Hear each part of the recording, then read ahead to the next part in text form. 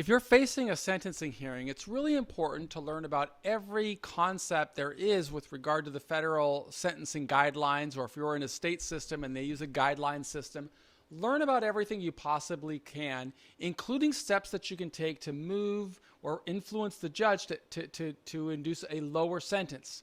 And one of the sections that you want to be concerned about is called diminished capacity. This article on diminished capacity you can find on our website just by going up here to services. This is our chat bot if you want to speak with our team. But just go up here to services, click on mitigation. See on the sidebar here, there is an article here called Diminished Capacity, and you'll come right to this article where you will learn a great deal about what diminished capacity means. It can help you at sentencing, so you may want to learn about it and use it to work more effectively with your attorney, because it can lead to leniency at sentencing. And more than 90% of the people that are charged with federal crimes are eventually going to face a sentencing hearing. So we try to provide you with information and resources that you can use to position yourself for a better outcome. For example, here's another article here, which you could also get in the sidebar, on aberrant behavior. So if you click on that, you're going to learn about this concept. And I made a video about that yesterday.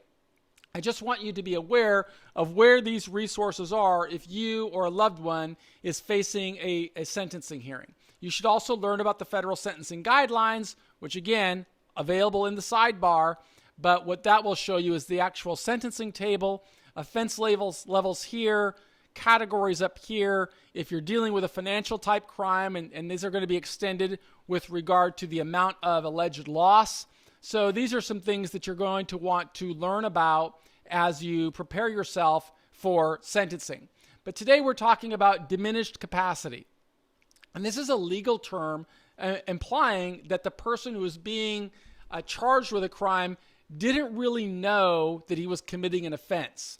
He may be guilty, but if you didn't know, the judge may be more inclined to have mercy. But it's up to the individual to build the case for this. And if you don't know how, you're not in a position to build the case. So some of the areas where judges have been receptive to an argument for diminished capacity, including maybe a background of poverty. Okay, if a person grew up in poverty, this could be a reason to argue for leniency based on diminished capacity. If the person has struggled with racial discrimination and humiliation, these are areas that could potentially advance an argument for diminished capacity.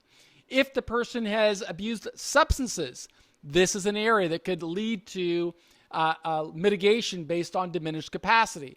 Addiction, dysfunctional family backgrounds, lack of guidance as a youth, and other influences. All of these factors may be taken into account, but only if you do your job. Don't outsource everything and think your attorney's going to do everything, because the attorney doesn't know this. And if you don't take the time to build the story around your case, you may not get the outcome that you want.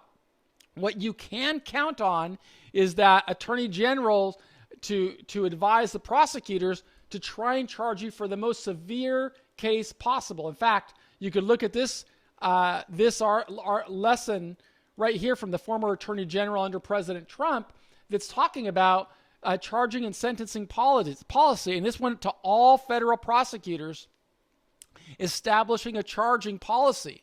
And it says it's a core principle that prosecutors should charge and pursue the most serious, readily provable offense.